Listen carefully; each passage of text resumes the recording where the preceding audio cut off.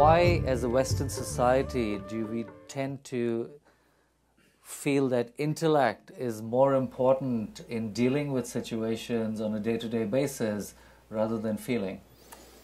I think it's a European hangover. Descartes, I think for long periods of time, human societies have suffered this struggle for survival. When you want to survive, your ability to discriminate is the most important quality, otherwise you don't survive. Till we create kind of societies where everybody can survive, this cannot be put to rest. So this is the reason why Eastern societies did not bank so much on intellect, but on intelligence. There's a distinct difference because probably in English language, there is no words to describe different aspects of one's intelligence. In Sanskrit language, there are at least 8 dimensions of your intelligence. So intellect is just one of them. Intellect is very useful for survival process because it gives you discriminatory capability. If you allow your intellect to find out anything, suppose you want to know this flower through your intellect, you will see the only thing you will do is pull it apart and try to know it. Dissection is the way of the intellect. So if you want to know your mother, please don't dissect, okay? That's not the way life happens. If you want to know life in its entirety, you need other dimensions of intelligence.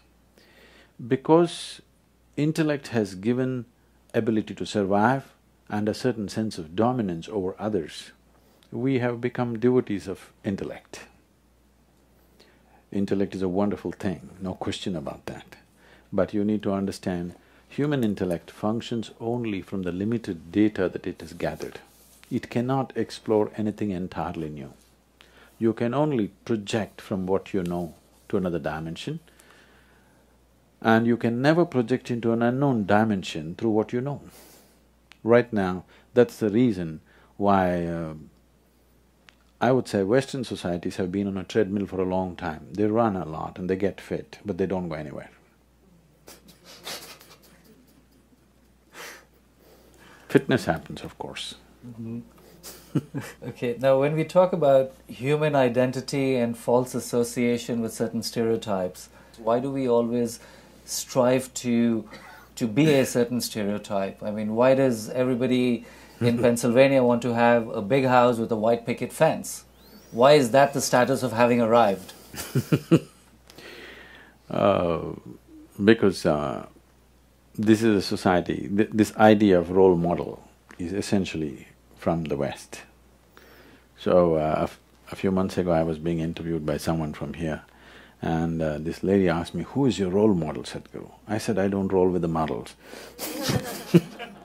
Such an idea never occurred to me. It never occurred to me, how should I shape myself, in whose image? That never occurred to us.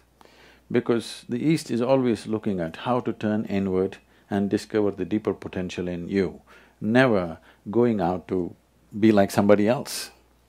This is something which is there in the natural ethos of India, that you cannot be somebody else. You can never ever be someone else, you can only be yourself. And how to make this yourself into your full potential, full-blown growth is all. The traditional yogic examples go like this: if a mango tree looks at a coconut tree and thinks coconut tree is taller and aspires to become a coconut tree, it will become a no-good mango tree. So, every life is unique in its own way and has its own place. The only thing that life has to do is to find the necessary nourishment to get full-blown growth. If you become a full-blown yourself, and that's all you can do, otherwise you will become pretentious. So the problem is, once you go by your intellect, these two things are very connected. Once you go by your intellect, you will have a whole lot of information but you don't know anything. This is modern education. You have a whole lot of information with you, everybody is rattling out what… In a dinner party you can see people saying exact distance between planet Earth and planet Mars and everything, but what relevance is it? It is just that you can gather information like this. When you have information, you have a false sense of feeling that you know everything, but you know nothing. It may help you in the financial market to have information, but with life, what is needed is not information, what is needed is profoundness of purchase that you have into life. You need traction into life, experiencing life. You cannot know it. If you read a book and you think you know life, or you figure out something in your head and you think you know it, no. You have to experience it. The profoundness of your experience is what makes this life. So if you go by the intellect, imitation is a natural process, and that's how the role models come. Can I tell you a story? Please. I always seek your permission because the moment I start once upon a time, a lot of people think it's bedtime, you know. That's the only time somebody told them a story. So this happened in early 20th century. In 1910, there was a man whose name was Topiwala. Topiwala means a hat seller, you know, people's second names indicate their trade sometimes. So, he's going from village to village, town to town selling hats in the tropical heat. One afternoon he felt tired and he went and sat down under a tree, opened his meager lunch, ate and dozed off. After a little while he opened his eyes and to his horror, all the hats were gone. He looked all over the place, no hats. When you do everything possible, when you don't know what else to do, people pray. So he looked up to pray and he saw a bunch of monkeys sitting there, all hats on. So he screamed at them, they screamed back at him. He abused them, they abused in their own language.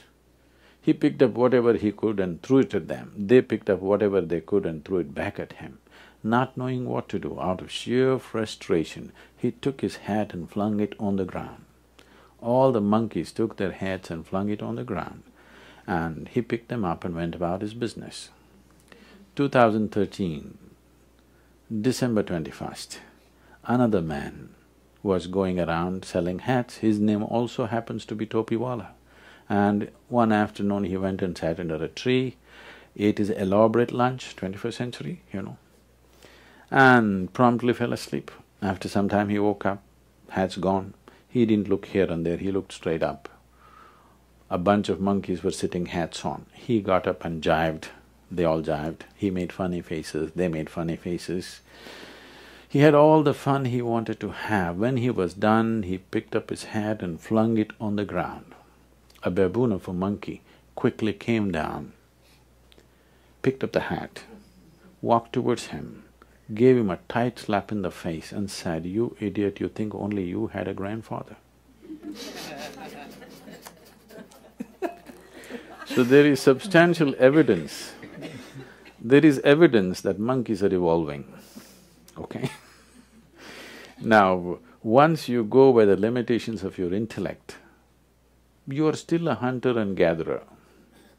Maybe instead of gathering pieces of meat and leather and bone and tooth of animals, today you gather information, you know the distance between Mars and Sun and this and that. Maybe you gather, but still the nature of the intellect is to gather. By gathering, if you gather so much, somebody who has this much, in front of that person, in comparison to that person, you look better. But in the experience of life, you will not feel any better. So if you have gathered that much, if somebody has gathered this much, then in front of that person you feel like nothing. So gathering is always by comparison. Your own gathering has no meaning. It is only in relation to somebody else's gathering being more meager than yours. Or in other words, in some way you start enjoying somebody else's incapability or failure or whatever. So, this is the nature of the intellect, because it survives on what you have gathered.